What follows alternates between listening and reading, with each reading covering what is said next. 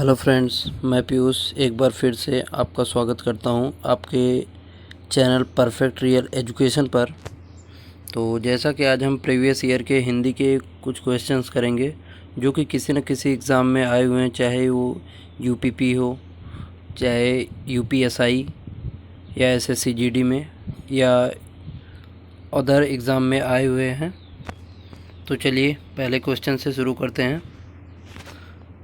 तो पहला क्वेश्चन है हमारा, चौकोर शब्द में कौन सा समास है? द्वंद्व, द्विगु, तत्पुरुष या अव्ययीभाव? तो चलिए बताइए आप लोग, चौकोर शब्द में कौन सा समास है?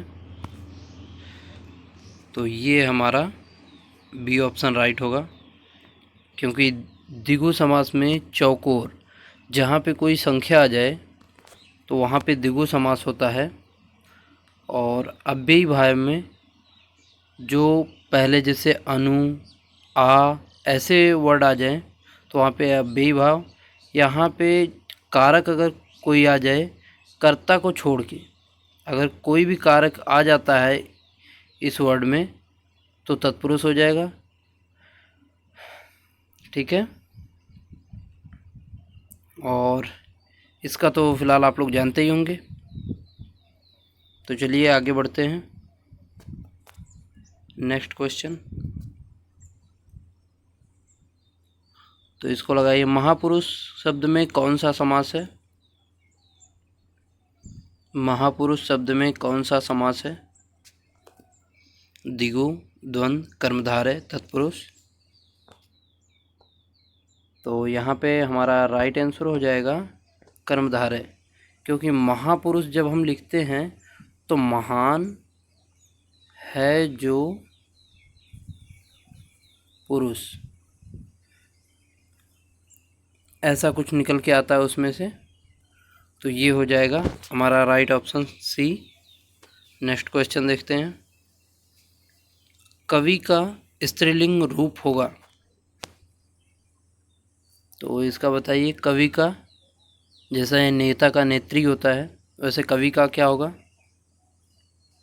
तो इसका राइट आंसर हो जाएगा कवयित्री। चलिए नेक्स्ट देखते हैं, हिंदी भाषा को राजभाषा कब घोषित किया गया? बताइए, हिंदी भाषा को राजभाषा कब घोषित किया गया? 14 सितंबर 1949, 26 जनवरी 1950, 15 अगस्त 1947 या 11 सितंबर 1955? तो ये हमारा राइट जो ऑप्शन है, ऑप्शन नंबर ए है, 14 सितंबर 1949 को। चलिए नेक्स्ट देखते हैं, ये आपका नेक्स्ट क्वेश्चन, युद्ध की इच्छा रखने वाला, युद्ध की इच्छा रखने वाले को क्या कहेंगे एक शब्द में? तो ये हो जाएगा हमारा ऑप्शन बी, जो कि युद्ध की इच्छा रखने वाले को हम युयुत्स कहेंगे। नेक्स्ट देखते हैं, समुद्र में लगने वाली आग, तो बताइए इसे, समुद्र में लगने वाली आग का एक शब्द होगा और इसे क्या कहेंगे? तो ये हमारा राइट आंसर हो जाएगा बड़वानल। बड़वानल जो है समुद्र में लगने वाली आग को कहते हैं, और जल में लगने वाली आग को जलाग्नि, और पेट में लगने वाली आग को जठराग्नि, और जंगल में लगने वाली आग को दावानल। चलिए नेक्स्ट देखते हैं, ये हमारा पुनर्लेखन शब्द में कौन सा उपसर्ग है? बताइए इसे, पुनर्लेखन शब्द में कौन सा उपसर्ग है? और वो वहीं पे दूसरा क्वेश्चन है, मिलनसार शब्द में कौन सा प्रत्यय है? ये क्वेश्चन मैंने इसलिए यहाँ पे रखा है क्योंकि लोगों को उपसर्ग और प्रत्यय में थोड़ा समझ में नहीं आता है, तो जिसकी वजह से मैंने दोनों क्वेश्चन यहाँ पे रख दिए हैं, ताकि आप लोगों को समझ में आ जाए कि उपसर्ग कहाँ पे प्रयोग होता है और प्रत्यय कहाँ पे प्रयोग होता है।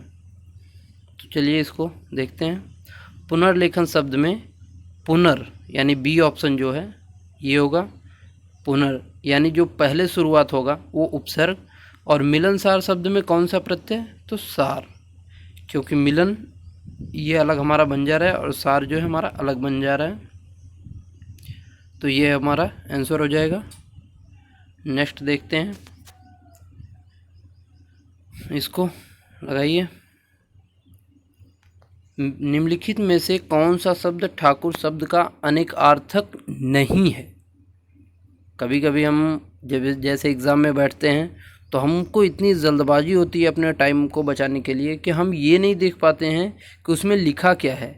ये नहीं जो शब्द है ये जब भी लिख देता है तो कभी कभी हम कंफ्यूज में हो जाते हैं और इसको नहीं देखते हुए हम जो सही आंसर जो हमको आता हुआ होता है वो भी हम गलत मार के चले जाते हैं।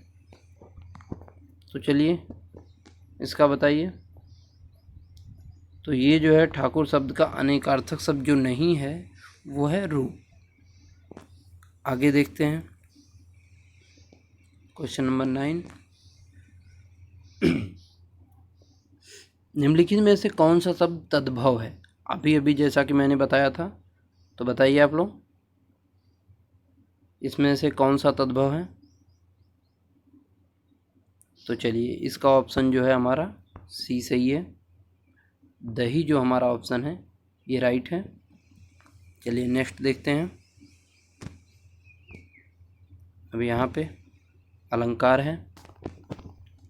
ये अक्सर ऐसे अलंकार, ये जो जितने अर्थ अलंकार के जो भेद हैं या शब्द अलंकार के हैं ये सब आते रहते हैं एग्ज़ाम में। तो चलिए इसको बताइए। पीपल पात सरिस मंडोला, इसमें कौन सा अलंकार है? तो इसका हमारा राइट ऑप्शन हो जाएगा ऑप्शन नंबर बी, उपमा अलंकार। चलिए नेक्स्ट देखते हैं, इसका बताइए आप लोग। चालक का प्रत्यय है। अभी अभी मैंने जैसा कि बताया है तो चालक का प्रत्यय क्या होगा? क। क्योंकि जो हमारा ये होता है चाल, चाल का एक अर्थ निकल रहा है लेकिन क का कोई अर्थ नहीं निकल रहा है। तो इसके लिए हमारा क्या हो जाएगा? क। ऑप्शन नंबर सी जो राइट है। नेक्स्ट देखिए, निर्देश दिया गया है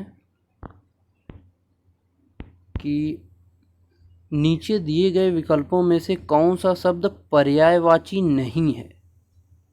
तो बताइए ऊँट की पर्यायवाची क्या नहीं है? इसको तो काफ़ी लोग बता देंगे। तो ये हो जाएगा हमारा ऑप्शन नंबर बी, घोटक जो है ऊँट की पर्यायवाची नहीं है, क्योंकि घोटक जो होता है वो घोड़े की पर्यायवाची है। आगे देखते हैं, निम्नलिखित में से कौन अव्यय का भेद नहीं है? निम्नलिखित में से कौन अव्यय का भेद नहीं है? संबंध बोधक, समुच्चय बोधक, विस्मयादि बोधक या गुणवाचक? तो बताइए इसे। तो ये हो जाएगा हमारा ऑप्शन नंबर डी, जो गुणवाचक है वो अव्यय का भेद नहीं है। नेक्स्ट देखते हैं,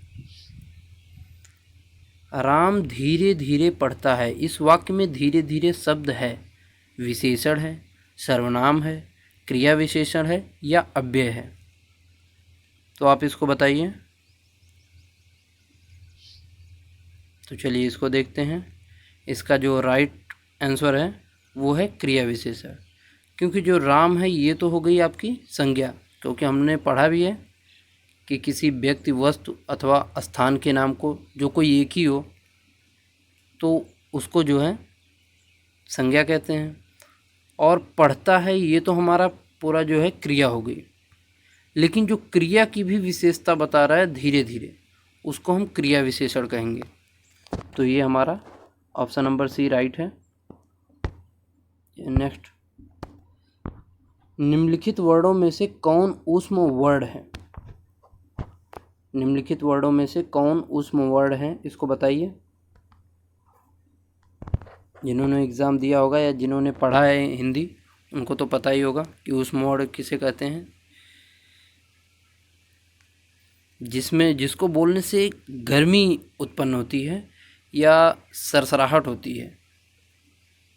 तो ये हो जाएगा हमारा जो राइट आंसर है वो हो जाएगा स। नेक्स्ट, आँख की पर्यायवाची नहीं है। इसको बताइए आप लोग, आँख की पर्यायवाची नहीं है। तो ये हो जाएगा हमारा राइट जो है, ये हो जाएगा रुधिर, क्योंकि सबको पता है रुधिर का मतलब जो है ब्लड से है। तो ठीक है, आगे देखते हैं। क्वेश्चन नंबर 17, निम्नलिखित में से कौन सी परिस्थिति सामाजिक परिपक्वता को प्रदर्शित करती है? ऑप्शन नंबर ए, सामाजिक आवश्यकताओं की पूर्ति में सक्षम होना। बी है, व्यक्ति के जीवन उद्देश्य तथा सामाजिक मान्यताओं के बीच संतुलन। सी है, उत्तम सामाजिक समायोजन। और डी है, सबको भाने वाला सामाजिक व्यवहार। तो इसको बताइए कौन सा राइट ऑप्शन है? तो ये हो जाएगा हमारा, पूछा है परिस्थिति सामाजिक परिपक्वता को प्रदर्शित करता है, इसमें से कौन सी है? तो जो है व्यक्ति के जीवन उद्देश्य तथा सामाजिक मान्यताओं के बीच संतुलन को जो है ये प्रदर्शित करती है। तो चलिए नेक्स्ट देखते हैं। इसको लगाइए, आप लोग बताइए इसे। नेतृत्व सिर्फ उस व्यक्ति द्वारा किया जा सकता है जिसमें गुण होता है। इसको बताइए। चलिए इसको देखते हैं। नेतृत्व सिर्फ उस व्यक्ति द्वारा किया जा सकता है जिसमें गुण होता है, यानी जिसके अंदर उच्च आदर्शों का जो गुण होता है उसी के द्वारा नेतृत्व किया जा सकता है। तो ठीक है, आगे बढ़ते हैं नेक्स्ट क्वेश्चन की तरफ। इसको बताइए, किसी कार्य को करने से पहले उसकी योजना बनाने के संबंध में आपका विचार है। इसमें आपका विचार दिया गया है। ऑप्शन ए, समय का अपव्यय है। बी, समय का सदुपयोग है। सी, एक व्यक्तिगत विचार है। या डी, कार्य की सफलता का द्योतक है। तो इसको बताइए आप लोग कौन सा ऑप्शन राइट है?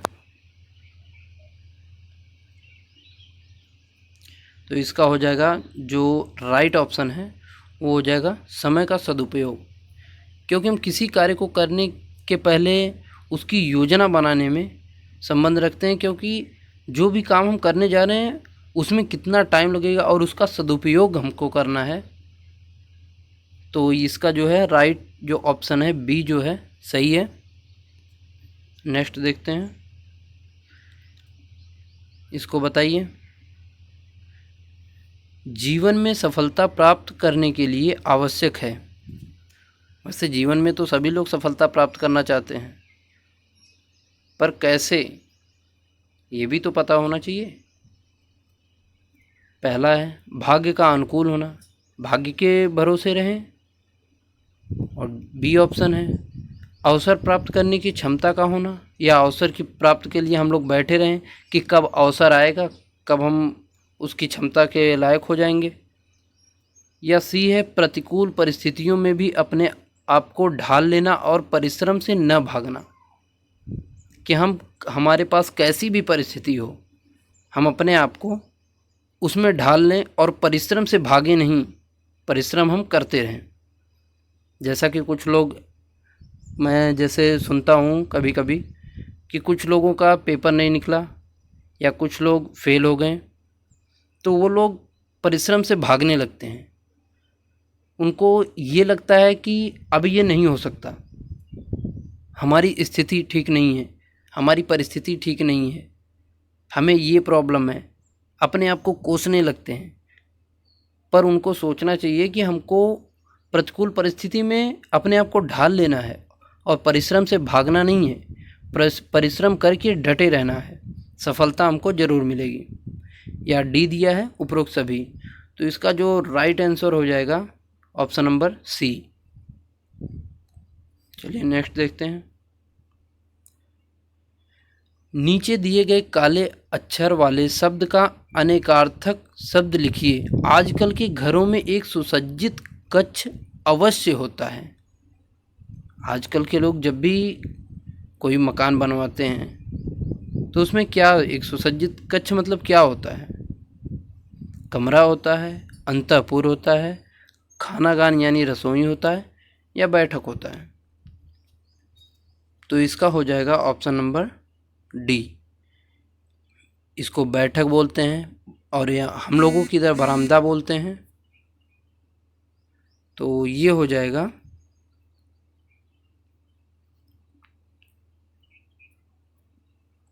तो नेक्स्ट क्वेश्चन देखते हैं।